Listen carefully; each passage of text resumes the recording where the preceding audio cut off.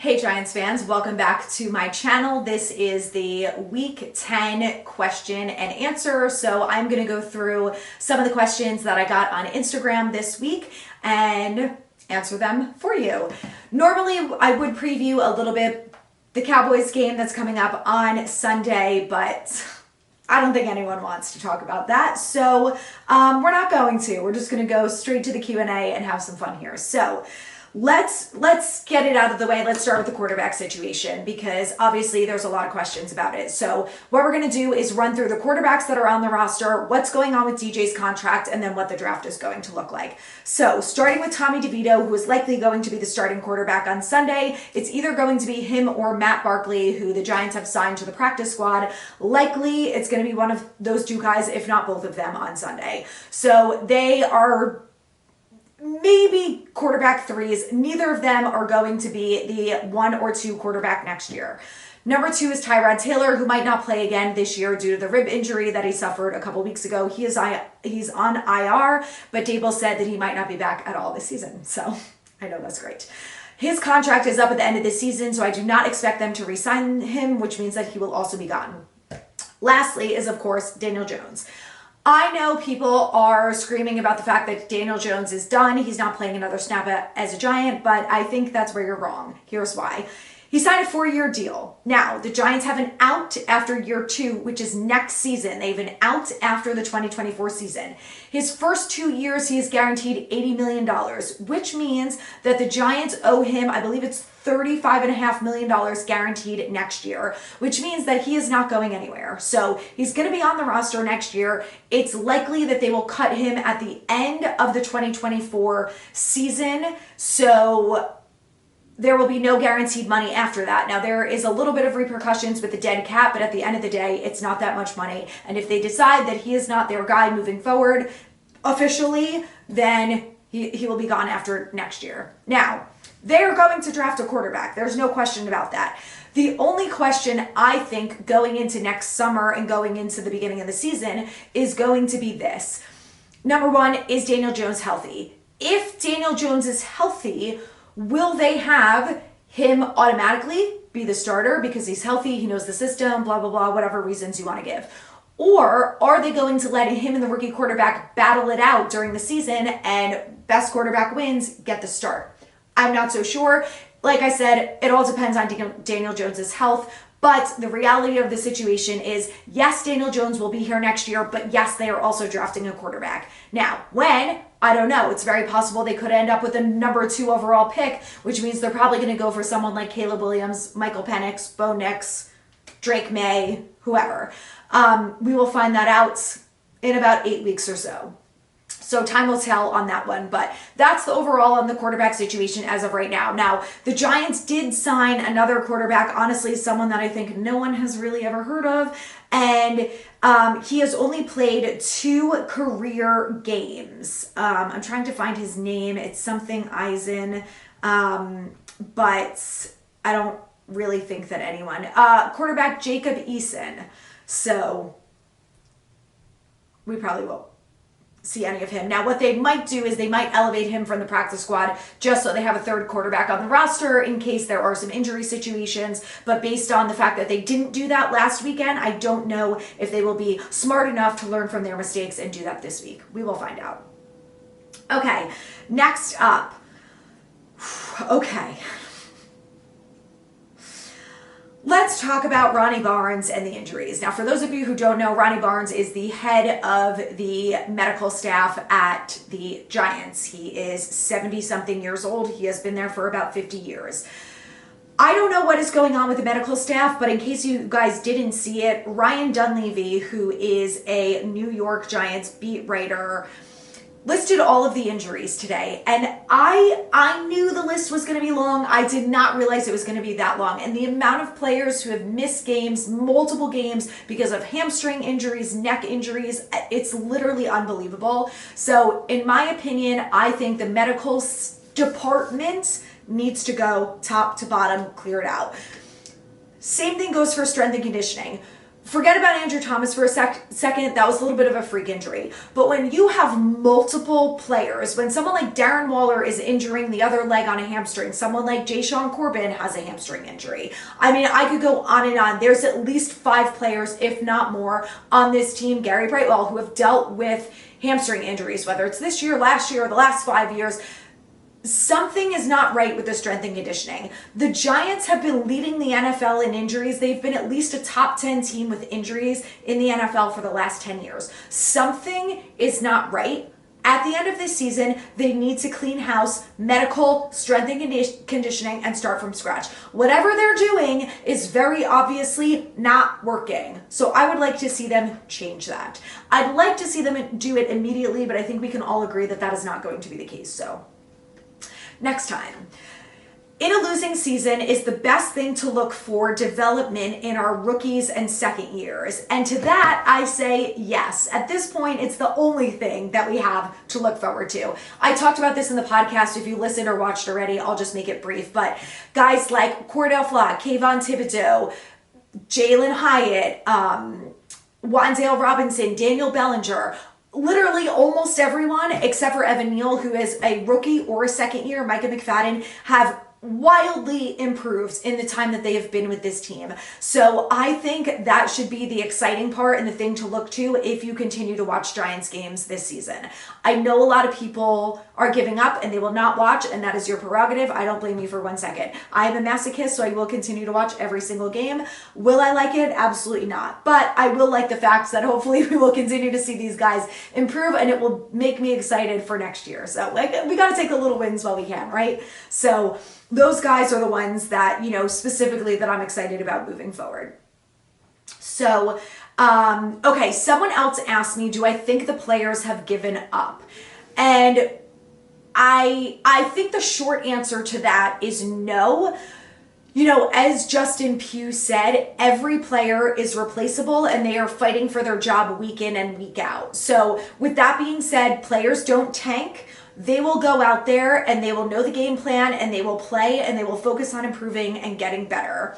With that being said, I will not be surprised if we see the play on the defensive side of the ball dip. And the reason I say that is because we saw it last week. They lost their starting quarterback. And say whatever you want about Daniel Jones. He was the starting quarterback. He was a leader in the locker room. He's respected by his teammates. They love him and they support him. So when he went down, they knew that this offense was not going to be very successful. And they know that with a guy like Tommy DeVito or a guy like Matt Barkley, they are not leading this team to a lot of wins for the rest of the year. And as a defensive player, it must be very challenging week in and week out, whether it was during Daniel's injury or prior to Daniel's injury. They knew that the reality is they were going to have to play their best football to keep this team in games until the offense could figure it out. At this point, when the offense is very obviously not figuring it out, especially with the quarterbacks that we have out there now, it is going to be very challenging for them, I think, to stay motivated to be on the top of their game. I hope I'm wrong, but I just am getting the feeling that they are going out there week in and week out, play after play, and feeling like, why am I putting 100% effort into this? It's going to get us nowhere. And to be honest, I don't entirely blame them. I understand a lot of these guys are fighting for contracts. Guys like Xavier McKinney need to shut their mouths and stop saying stupid things and focus on playing better on the field. The reality is that he is not going to be here next year. So, you know, you've got guys like Dexter Lawrence, who honestly, I would like to see him just play a little bit less. Like, it's not worth it. It's not worth risking his injury. And again, the coaches don't play to tank. I know that Dexter is going to be out there, and so are all of the other starters. But I don't know. I just get the feeling that we're not going to see top tier defensive play like we have the last few weeks or so prior to the Raiders. So it'll be interesting, to say the least. I want to touch on Xavier McKinney for a second because I was asked about that too. And what he said about the fact that the players were not really being listened to, or he felt like, the leaders weren't being respected. Andrew Thomas spoke to the media. Andrew Thomas is one of the 10 captains on this team. He spoke to the media yesterday and basically said, that's bullshit. He said, we have captains meetings every Friday, and this coaching staff listens very well to us, and we air our grievances, and we talk about things in ways that we think we can improve, and blah, blah, blah, and they listen to us, and basically was like, yeah, I don't really know what Xavier's talking about, but it's not the case. So, also have heard from different beat writers that Brian Daboll is very open to his players, and the relationship that he has with his players is extremely different than the last few coaches have had with them. Chris Bisignato from the Giant Insider very specifically said that it was not like that under Judge. It was not like that under Shermer. Daboll has a very good relationship with these players. He lets them talk, he listens to them, and they have good conversations. It is very much an open door policy, and in the past, it was not like that. So I think Xavier is just disappointed in the fact that not only did he not get re-signed before the season, it seems like they are not talking even right now about working out a long-term deal. So as far as I'm concerned, that's a you problem, Xavier. Play better on the field, and maybe that would help. Just a thought. Next question. Do you think Daboll is on the hot seat? I don't think he is. Personally, I don't think he is either. I think that John Mara and Steve Tisch are probably questioning some of the decisions that he's made, but the reality is they cannot fire the GM and the head coach every 2 years and expect to have any sort of success. They need continuity, and they need long-term production from these guys. I think that what they're going to do is they're going to let Shane and Daboll draft the quarterback that they want. They'll give them probably about 2 years to develop him. If 2 years from the spring, they have brought in more talent, both from a free agency perspective and a draft perspective, they've brought in their own quarterback. They have brought in new coaches. I think there will be turnovers on the coaching staff. It will not include Brian Daboll, but I think that we could see guys like Kafka go. T-Mac is probably going to go, and Wink could go either way. But I think that that is likely more what's going to end up happening. I think that John Mara knows better than to go ahead and fire Daboll. The reality is the team is not good this year and had a setback, but a huge portion of that is the injuries. And as far as I'm concerned, that's not really the coach's fault. So yes, other teams have injuries, but like I said, the Giants literally lead the NFL for the last 10 years with injuries. So something is not right. It needs to be fixed. But expect Daboll to be here next year, and don't freak out about it. It's going to be fine. Okay, so this goes along the lines of that. How long of a rebuild do you see for us? I really feel like Joe Schoen has done a really good job drafting over the last 2 years. I think that with another 2 years under his belt, we're going to have a new quarterback. We're going to have probably a new running back, among other positions. But he is going to do his best to bring in more talent, both from free agency and the draft. And I think that, we're looking at I would say at least another 2 years before we can be a very solid, good, consistent team that makes plays and wins games week after week. I don't think after this season we're going to see the highs and lows that we dealt with last year versus this year. I think once they have their own quarterback in, and once they have had another year of building up the offensive line and things like that, coaching staff, etc., that we are going to see more continued leveled success with this team. So I would say it's probably going to be at least another 2 years. Realistically, we're going to have a rookie quarterback next year, and I just think this team needs more help. That bringing in a rookie quarterback, even if he's Tom Brady, it's not going to solve all our problems. So there's still some work that needs to be done. I think that the Giants will have a very good offseason, and we'll have a lot to look forward to. Time will tell. Okay, someone actually asked me this question. Do you think they would trade for Jimmy G? Because he's not going to play for the Raiders anymore. And The only thing that I am going to say to this is the trade deadline's passed. So, no. Someone else asked, are you going to any more games this season? Yes, unfortunately, I will be at the Pats game. My husband is a Pats fan. We already had our tickets. We're going with a good group of friends. It's a mix of Giants and Patriots fans, so it will be fun. The tailgating will be fun. Will the game itself be fun? Not so sure on that, but it will be my last game of the season at MetLife this year, so we'll see how that goes. I mostly just hope that it's actually nice out and I can enjoy being outside for 3 hours, regardless of how the game goes. Next up, do you think Saquon will be back next year? If you asked me in the offseason, I would have said no. I felt like there was a very small chance that he would be here next year. The way that this season is playing out and the fact that the front office, Dable, everyone was so adamant that they were not taking calls on Saquon Barkley. They were not trading Saquon Barkley. They told Saquon Barkley he's going nowhere. I feel like because of that, he's going to be here next year.